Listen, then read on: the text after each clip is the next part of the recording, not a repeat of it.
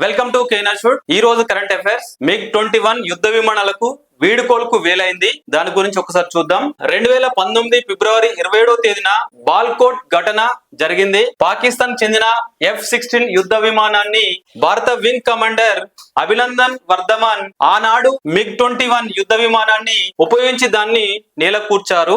6 దశాబ్దాలకు పైగా భారత వాయుసేనకు 60 ఏళ్ల పాటు వెన్నుదన్నుగా నిలిచిన ఈ MiG-21 యుద్ధ విమానాలకు ఎట్టకేలకు సర్వీస్ నుంచి 1969లో సోవియట్ యూనియన్ రష్యా నుంచి ప్రవేశపెట్టిన ఈ MiG-21లు 1965, 1971 యుద్ధాల్లో కీలక పాత్ర పోషించాయి. ఈ విమానాల స్థానంలో సుఖియో 30 MKI లేదా తేజస్ యుద్ధ విమానాలను మోహరించే అవకాశం ఉంది.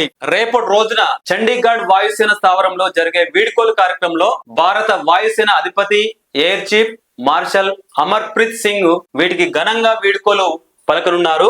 పాంథర్స్ అనే మారు పేరుతో పిలిచే 23వ స్క్వాడ్రన్ కు చెందిన చివరి MiG-21 బైసన్ యుద్ధ విమానంలో చివరిసారిగా ప్రయాణించి బాదల్ 3కి కాల్ సైన్ తో వీడ్కోలు పలుకుతారు. రక్షణ మంత్రి రాజ్నాథ్ సింగ్, త్రివిధ దళాధిపతి సిడిఎస్ జనరల్ అనిల్ చౌహాన్, భారత సైన్యాధిపతి జనరల్ ఉపేంద్ర త్రివేది, నౌకా చీఫ్ దినేష్ కే త్రిపాఠి తదితరులు MiG-21లకు ఘనంగా వీడ్కోలు చెప్తారు. 6 శతాబ్దాల పాటు సేవలంచిన MiG-21ల వీడ్కోలుపై IAF ఇలా స్పందించింది. 6 దశాబ్దాల సేవ, లెక్కలేనన్ని ధైర్య సాహసాల కథలు, ఒక దేశ ఆత్మగౌరవాన్ని గగనతలంలో మోసిన యుద్ధ గుర్రం MiG-21. రాబోయే పోటీ పరీక్షల్లో ఇటీవల వీడ్కోలు పలికిన యుద్ధ విమానం పేరేందని అడిగే అవకాశం ఉంది కాబట్టి ఈ యుద్ధ విమానం గురించి క్లుప్తంగా తెలుసుకోండి.